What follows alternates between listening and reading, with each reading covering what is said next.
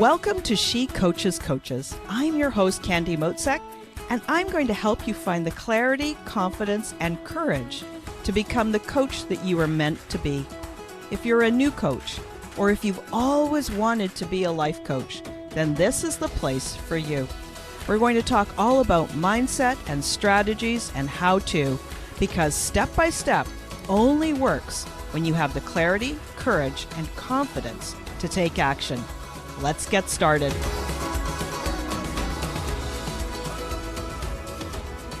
Hi, friends, and welcome to She Coaches Coaches. I've got another special guest episode here for you today. I am interviewing Rhonda Van Diest. She is a friend and a client. I can't tell you how I feel so lucky that I get to work with such amazing people. Let me tell you a little bit about Rhonda. She is a high energy coach who works with aspiring leaders and people interested in values-based exploration and growth. Currently, she lives in DC and she holds a master's and has worked to redesign organizations and train people in the US and Europe for 2 decades. She's been a coach for a long time, since 2015. So that's her official bio. But now let me tell you the real scope on her. Rhonda is a woman of substance, and she feels deeply.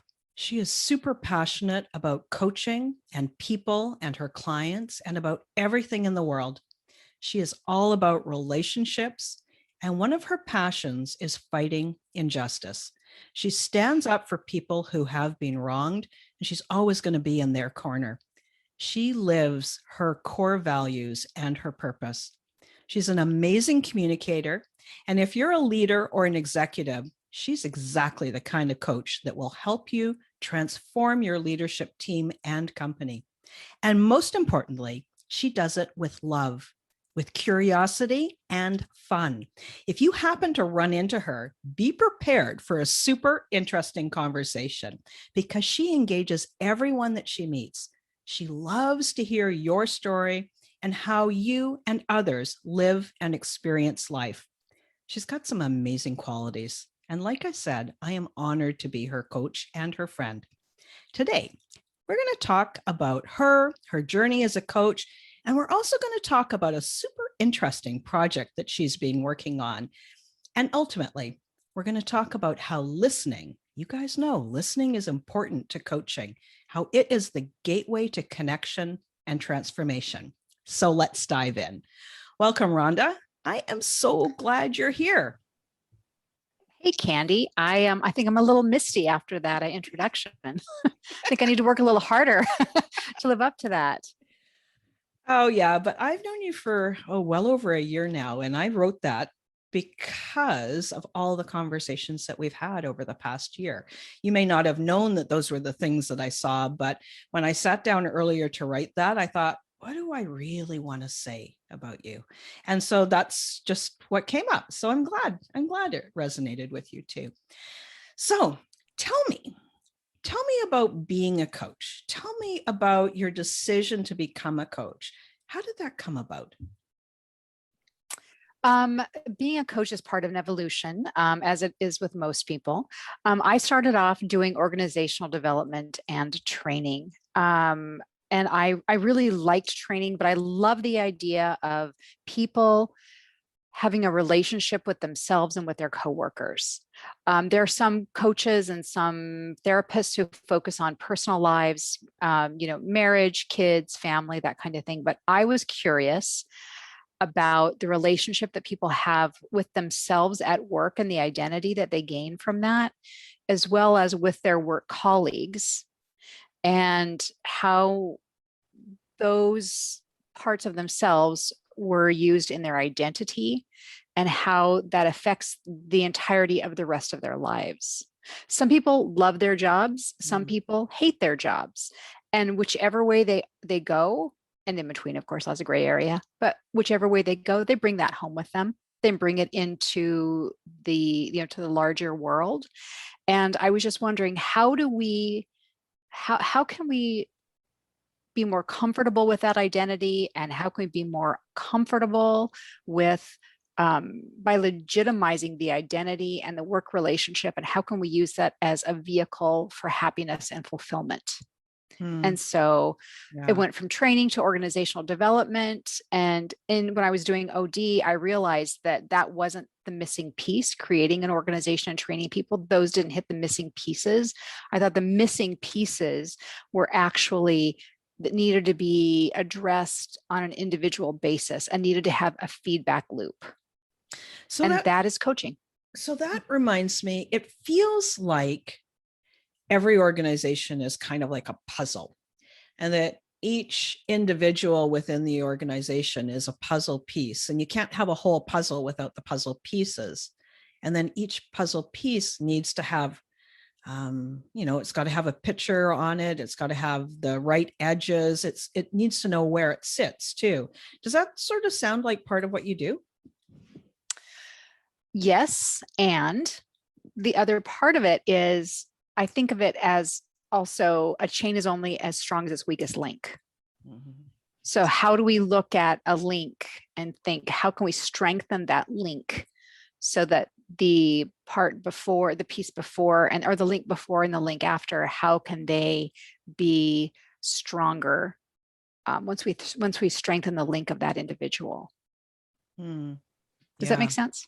It does. Yeah. It just makes me think, and for the people that are listening, you guys probably know that I usually arrive at one of these interviews with a short list of questions. But then the conversation just kind of also goes where it will. Like wherever I see something that sounds interesting, I like to find out more about it. So that's just part of the dance of the conversation. So you've been a coach for a while.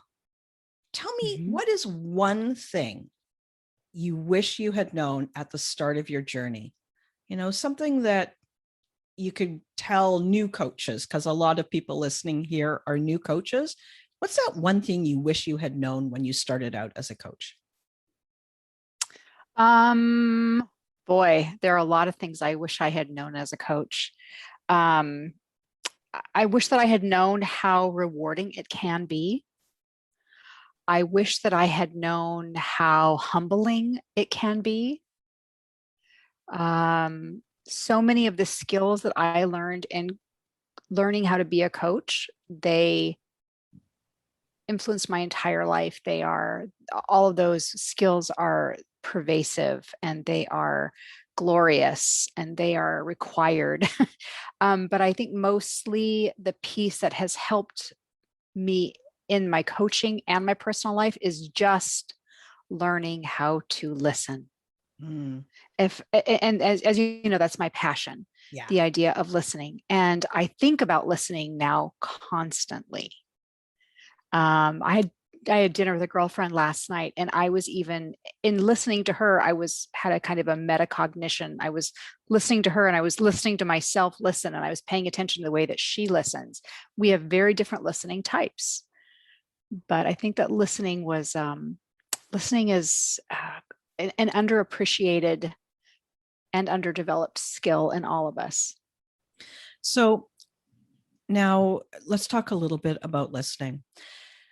Lots of new coaches and people who are thinking of becoming a coach listen to these episodes. And so, I know that listening is important. I have my own style of listening. It's important. But what is it about listening that is so critical, so crucial to coaching?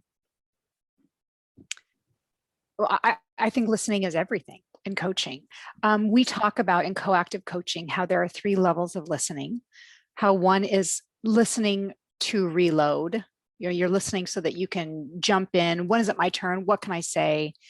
Listening for response, listening for your own action. And that is, in most situations, that's not very helpful. We also talk about a level 2 listening, which is listening with a non-judgmental, open ear. And a level 3 listening is listening beyond the listening. So for coaches, listening, we spend most of our time in levels 2 and 3, but it starts with not judging and managing myself to a point where I don't have to have a response. I'm not listening in order to make myself look good or in order to advance an agenda. Yeah. So when I think about that and how you've described it, and I remember this level 1, 2, and 3 listening as well. And it makes me, it just kind of reminds me how it is so important to a coaching session that our clients are really deeply heard and seen, and that listening helps immensely in that area. But this is stuff that is important in all areas. It's important in leadership, in our family relationships, in the relationship with the grocer, when we go to pick up some great produce, like it applies everywhere, right? It does. It does. It applies everywhere. And it may be that, going to the grocer to pick up produce, that it's, yeah, I am in level 1. I have an agenda. I'm getting what I want. I get that. I'm paying attention to that. But I just also think that relationships are so much more rewarding in coaching and everything else when all members of that relationship know how to listen and they choose to do it. You were saying in your podcast with Rhonda Delaney, the other great Rhonda, the two of you were talking about, and she was talking about how it's a choice. Being curious is a choice. Listening is a choice as well. And that is how we promote relationships with others. But there's a responsibility behind listening that we also need to talk about. And when we as individuals want to be heard, we tend to choose our words much more carefully. And that's a responsibility. And that takes more calories than just throwing out words like confetti. Yeah. Yeah. This reminds me of something that you shared a while ago about how you go about listening to people as you meet them and talking to people and having really interesting conversations. You want to talk about that a little bit? Yeah, I noticed a while ago, I think I was like in my teens, how meeting people, like people are so interesting. Everybody has a story, and all those stories are interesting. And I realized when I was standing in a line, a checkout line at the grocery store, I just struck up a conversation with a gentleman in front of me, and I realized how fascinating it was and how I loved the feeling of being fascinated, and I was in love with his story. So I promised myself that whenever I have an opportunity to start a conversation, that I will. And that takes priority over things like showing up on time to something else. Yeah, I know that's funny, but no, really, I really do. If somebody else is a willing conversational participant with me, I'll go there. We'll play. And it is a sandbox, and it's fun. And it's just like little kids on a playground meeting each other. Hi Joey, do you want to play? It's that enjoyable. We don't play, as so much physically as adults, but boy, it's so fun to just meet somebody and find out what their story is, and to just listen to them. And they, in that moment, they are real, and they are seen, and they are heard, and they are valued. I value them. So I wish there were more of that. Yeah. And that is it's like the perfect introduction to this new project that I know you're working on. So you've got something that's new. I know you're super excited about it, and I want you to explain what's going on with this. I know that my listeners are going to be super interested in this too. Yeah. So I started really thinking about listening. What is it? And I started to make free association mind maps of it, and started really digging into it. And where can I go with this? And I started thinking, well, what has been written about it? So I did a little bit of a web search, and I realized that there is very, very little written about listening as a skill, as a practice, as a personal development tool. There's almost nothing. Whereas you can look at speaking, and there are oodles and oodles of books about speaking, about presence, about marketing with speaking, about speaking with marketing. I mean, there's so much that goes into speaking, the whole adage about we have two ears and one mouth, and that's how our listening and our hearing should be distributed in the same ratio. But that's not what's being written about listening. So I started thinking I need to actually outline this and start working on a book. So with the help of my dear coach Candy, I really started working on it and looking into a book and how is it going to be written. So I am in the midst of writing the book called Listen. And another project came up at the same time that I'm having fun with. This is another one of those little sandbox playground moments. And that is making a deck of cards, which has the same tidbits that I have learned and developed and borrowed from others. So the card deck will have about 45 cards, give or take 2, 3, and it will be just kind of statements and bits of the book. I like this project. It appeals to a different audience. Some people don't want to read an entire book. The card deck has the same content. It is as actionable. So I thought that would be kind of fun. So I'm doing that with a local artist, and I hope to have that released within the month. That's so cool. Now, listen, there's a whole bunch of stuff here. So let me just kind of bring the focus back on a couple of things. I want to make sure that everyone heard that. So first thing is that you're writing a book and it's called Listen. And I know it's going to be out in a few months. These podcast episodes are interesting because we're recording it today, but somebody's going to find it a year from now and your book's going to be done by then and published. And so they can go out and find it right away. So I don't want to lose that piece. The other thing that is super interesting is that, like you said, there is all kinds of material on telling us how to speak better, more clearly, more impactfully, more persuasively. All of these things about using our mouth to speak, and not a lot on using our ears and our heart and our eyes to listen to people in our world. So that's a big deal. Then the second thing is that not everybody wants to read a book. And sometimes we might have read that book and it might be amazing, but we just need a little piece of help today. And that's what those cards are going to be really good for, is that you could just give them to somebody. You could give a card to somebody. Somebody could have one of these cards and just use that as a reminder for how they want to be with their team or with their friends and family. So I think it's an amazing idea. Now, the third thing is that you're partnering with a young artist. Talk more about this. There is something really powerful about this. Well, I'm glad you think so. That's delightful. Yes. So I love the idea of partnering in an entrepreneurial sense with people that we know. You have been kind to share your space and your audience and your skills with me, and so there's a partnership there. I would gladly do the same for you. There's a relationship and there's a symbiosis. And there's a young gentleman who lives here near me named Ray Wilson. And he's a graphic artist. He's in his early 20s. And I approached him, and I think that we are going to have a really great relationship as well. He's going to do the artwork for the card deck. And one of the fun things about the card deck is that, it's a work of art.